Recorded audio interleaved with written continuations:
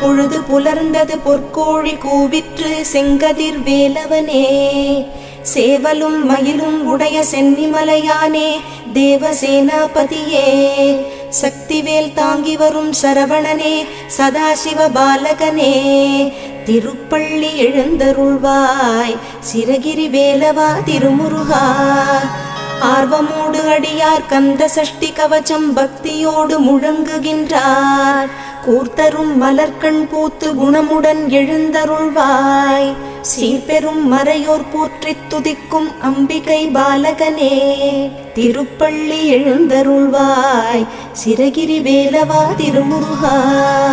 சரவண பொய்கையின் கண்மணியே கடம்பனே கார்த்திகேயனே.